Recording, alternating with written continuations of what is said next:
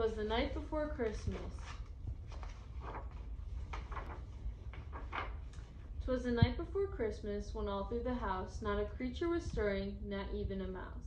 The stockings were hung by the chimney with care, in hopes that St. Nicholas would soon be there. The children were all nestled all snug in their beds, while visions of sugar plums danced in their heads. And Mamma in her kerchief, and I in my cap, had just settled down for a long winter's nap. Then out on the lawn there arose such a clatter, I sprang from the bed to see what was the matter. Away from the window I flew like a flash, I tore open the shutters and threw up the sash.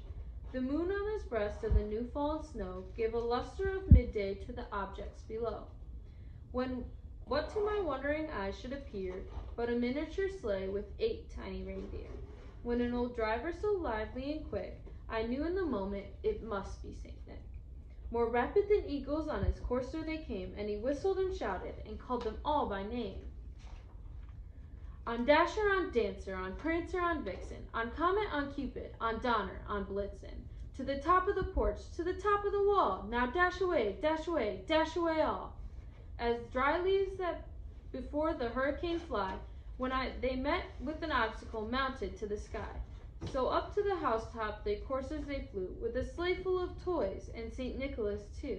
And then, in a twinkling, I heard on the roof the prancing and pawing of each little hoof. As I drew in my hand and was turned around, down the chimney St. Nicholas came with a bound. He was dressed in all fur from his head to his foot, and his clothing were all tarnished with ashes and soot.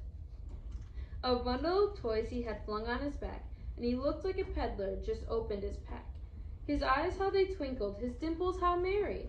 His cheeks were like a rose, and his nose like a cherry. His droll little mouth was drawn up like a bow, and his beard on his chin was as white as the snow. The stub of his pipe he held tight to his teeth, and the smoke had encircled his head like a wreath. He had a broad face and a little round belly, that shook when he laughed like a bowl full of jelly. He was chummy and plump, a right jolly old elf, and I laughed when I saw him, in spite of myself. A wink of his eye and a twist of his head soon gave me to know I had nothing to dread. He spoke not a word, but went straight to his work, and filled all the stockings, then turned with a jerk. And laying his finger aside of his nose, and giving a nod, up the chimney he rose.